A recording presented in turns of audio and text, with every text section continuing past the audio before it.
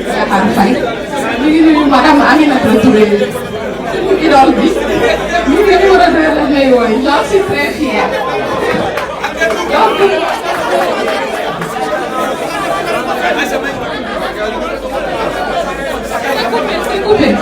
donc maa ngi tudd Aïcha Diop Fall di présidente du mouvement Tous Unis derrière le président Diomaye di présidente du mouvement Tous Unis derrière le président Diomaye ensuite maay facilitatrice des Amazones au niveau national li ma bëggoon wax moom bariwul en tant que jeune en tant que Amazone vraiment je sens que c'est au niveau de la jeunesse parce que ku xool booru ba ne seen président wala seen njiit jaral na leen lu ne mais dama gis ne ñun suñu côté c'est un peu mou donc puisque c'est un peu mou donc il faudra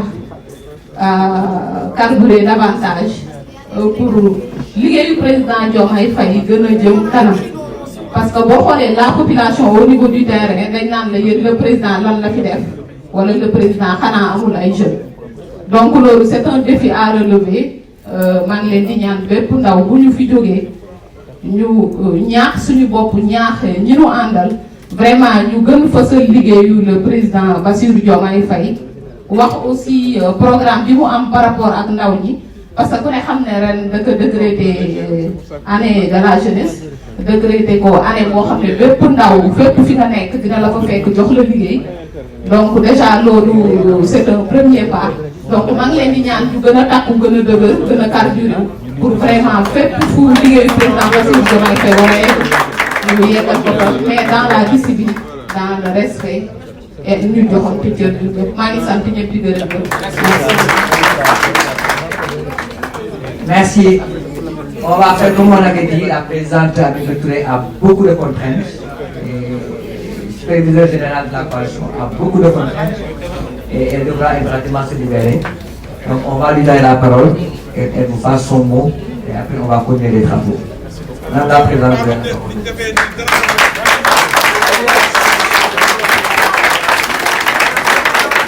Assalamu alaikum.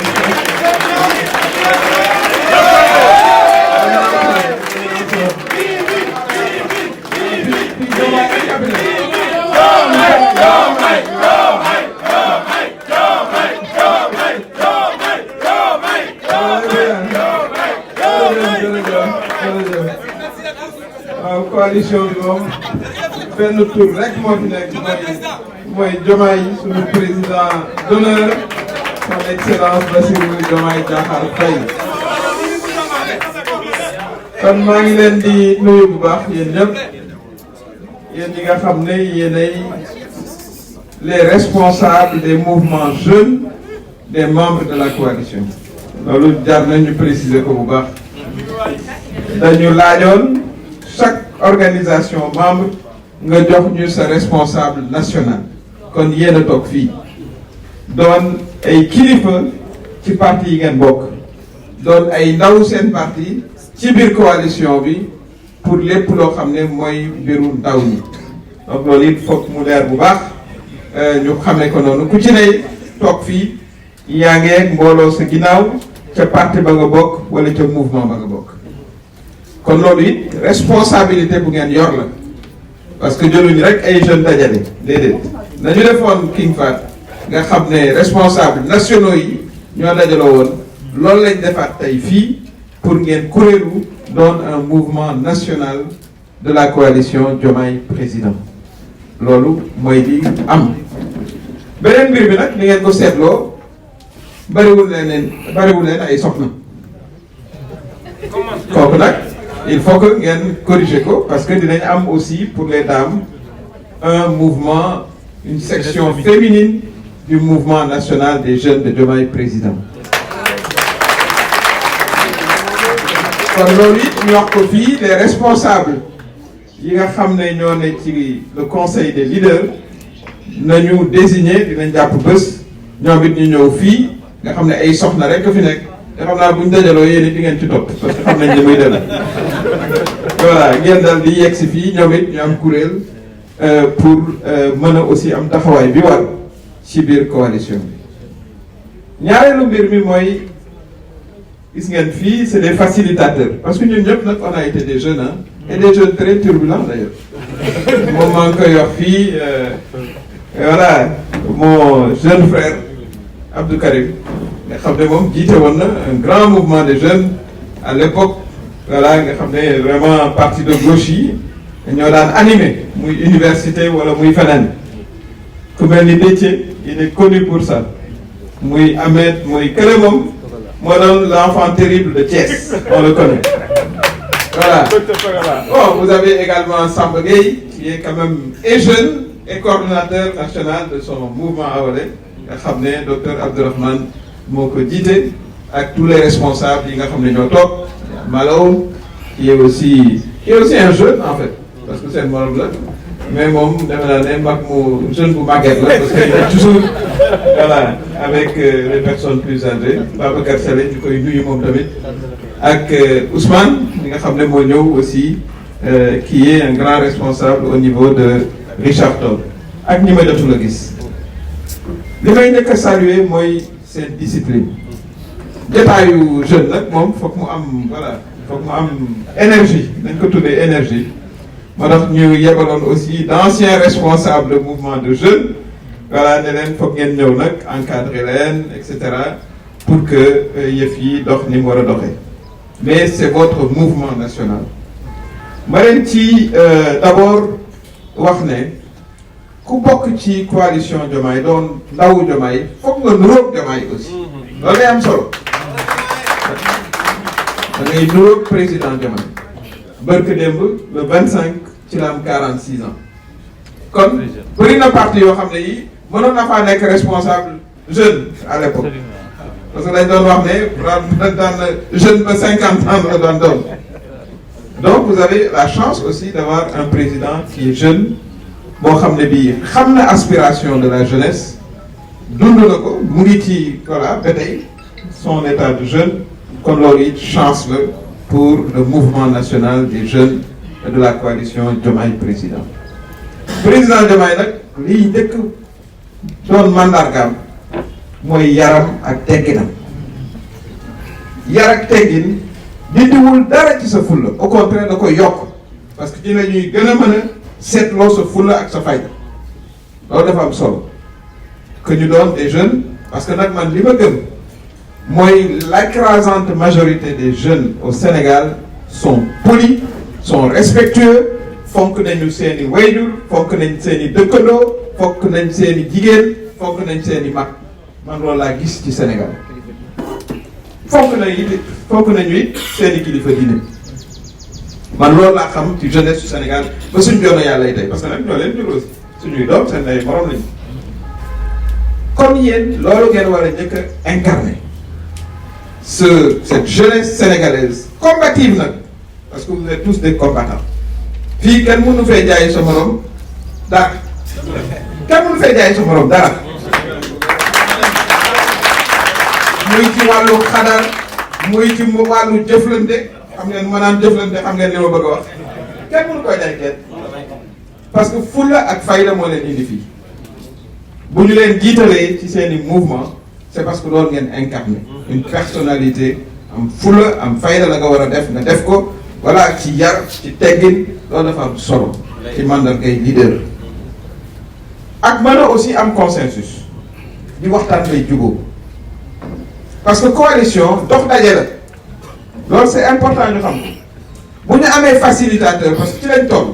parce que bu ñu waree dem ba finaliser ko président moo koy wax diw daal xool naa ko ba xool ko moom laa wóolu moom laa ne na ma coordonner mais fi ñu toll ci facilitation lañ nekk facilitation nag il faut quand même ngeen nangulante c'est important am na ñoo xam ne nii par aata ñuy sos coalition ba ña nga toog ba ñuy dóorante voilà ay ca bedd ma ña nga woon taxaw kon ñooñu aussi war nañ leen mën a nangul quand même ñu doon ay facilitateurs en tout cas je vous y invite bëgg naa dégg tàcc yi nag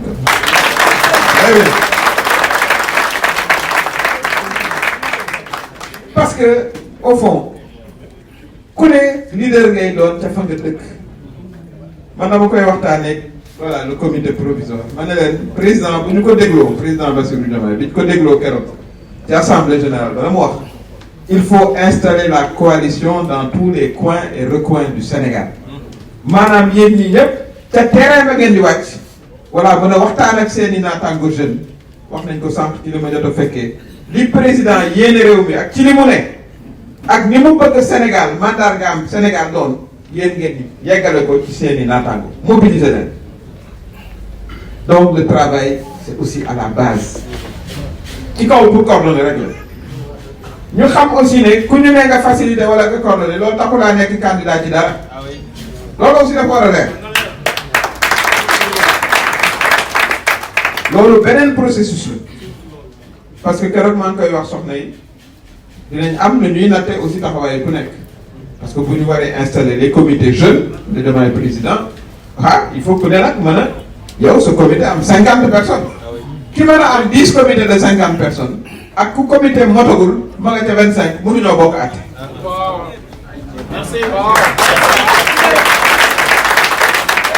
loolu c'est important loolu mooy démocratie ci politique. beneen mbir bi nag wax naa ko yéen ñëpp fii kenn mënu fee jaay kenn dara mooy réseaux sociaux yi nii ngeen kuréeloo on doit avoir cette armée digitale ça c'est très important. Il y a un comité boo xam ne mu ngi liggéey sur les questions digitales war nañu présence su ñii fi nekk yéen ñii fi nekk rek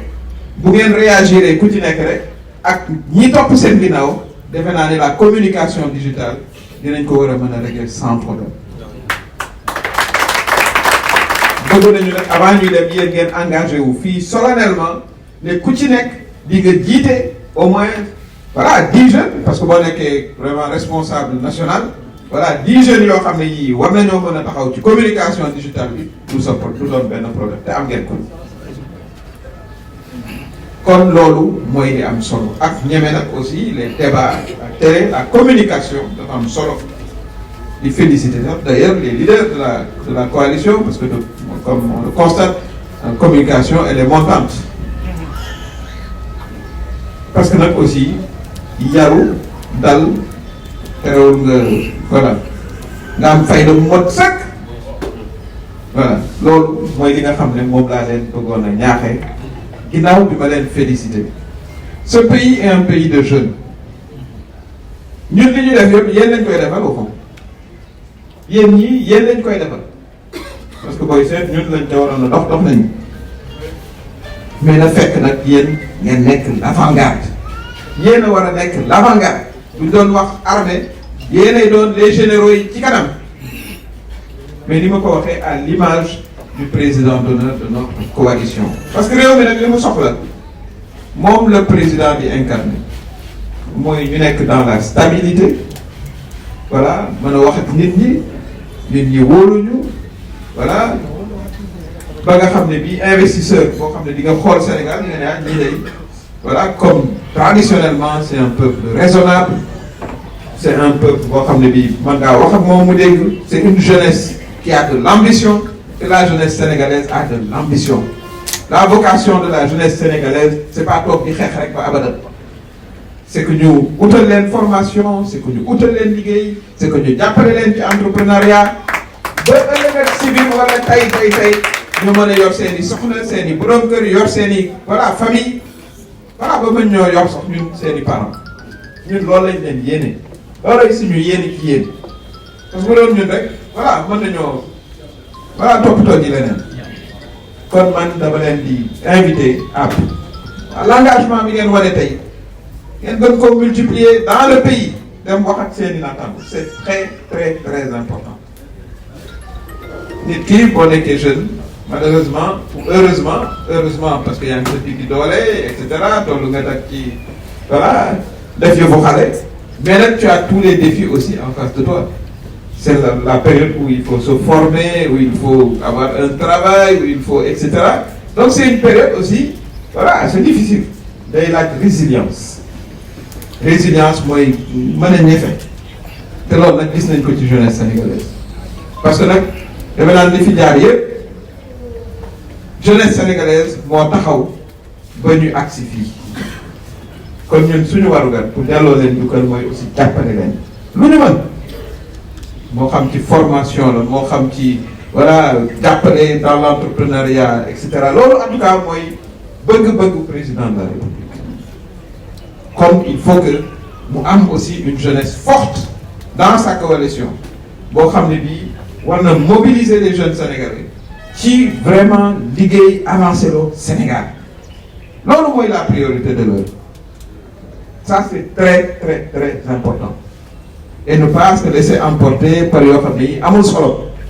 li ëpp solo waxoon naa ko démb mooy politique bi wees na président dafa ne ci digg mandat am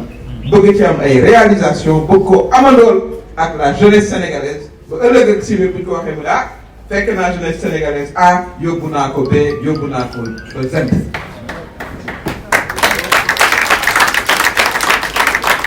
kon loolu moo doon kàddu bi di wax aussi ne na ngeen jàppale seen jigéen ñi pour ñu kuréel parce que yéen seen bopp vous avez des responsables de section féminine. Très rapidement il faudra envoyer leur nom voilà à Samba Gueye bu ko defee ñoom it ñu am réunion bu mel nii parce que bu ñu naan la jeunesse sénégalaise la moitié c'est une jeunesse féminine qui est très active. ngeen ci doon wax sànq soxna su rafet soo su doon wax sànq noonu voilà xam ne jàmbaar la vraiment am ñëw taxaw fekkee wax voilà ñoom rek ne nag ci biir réew mi et encore une fois di vous appeler à la discipline ci discipline voilà ci nga mën a accomplir lu bari discipline nag mooy ñu nangulante parce que ñëpp mënuñoo jiitu mais ki jiitu aussi xam ne voilà du chef bi de li latin naan primus inter pares mooy da nga jiitu rek mais ay pair nga àndal sa ay morom nga àndal nga may aussi ku nekk mën a exercer son leadership voilà un leadership bienveillant parce que li ñu war a xeexal mooy ndóol mooy chômage bi voilà mooy inflation mais pas suñu lii moo tax ma rafetlu seen toogaay di leen ci gën a encourager di leen ci gën a ñaax di remercier aussi les facilitateurs qui sont là di ñaan aussi ngeen autoriser ma xëy na ma mën a dem voilà doxi yeneen yi tey ak ci audience yi en tout cas di vous souhaiter une première belle rencontre malheureusement xajuñu woon peut-être au siège mais après li nga xam ne moo war a nekk mooy bu ngeen delloo chacun dans sa commune ou dans son quartier ngeen mën a installer vraiment les coordinations de jeunes mais installer ko activement mooy fu ngeen ne ci émission yi ne liggéey ak ASC yi ne ci travail aussi de volontariat bi dama leen ciy woo bu baax a baax a baax a baax notre mouvement de la coalition de jeunes war nañ ko dégg ci set setal war nañ ko dégg ci voilà cours de rattrapage voilà ci sport bien sûr ak ci yu ni mel bokk ak jeunesse sénégalaise bi faire corps avec la jeunesse voilà de nos quartiers de nos villes et de nos villages loolu aussi mooy leadership loolu aussi la ñuy jàppale président nit ñi gis ne ndawu président yi li leen soxal mooy li soxal président mooy lu avancer loo réew voilà ne ci réseaux sociaux yi aussi bu leen leen benn ngeen ne ko fukk parce que voilà loo nañ mënta nekk moromam noonu la ñuy wax mais aussi ngeen distingué wu comme je l'ai dit comme des jeunes responsables voilà des jeunes yu am fulla ak fayda jeunes yoo xam ne yi nag boo leen gisee naa kii de bëggoon naa ko may sama doom kon maa ngi leen di gërëm bu baax di leen sant di leen vraiment souhaiter une bonne continuation dans les débats di wax le facilitateur bàyyi ñëpp nag ñu wax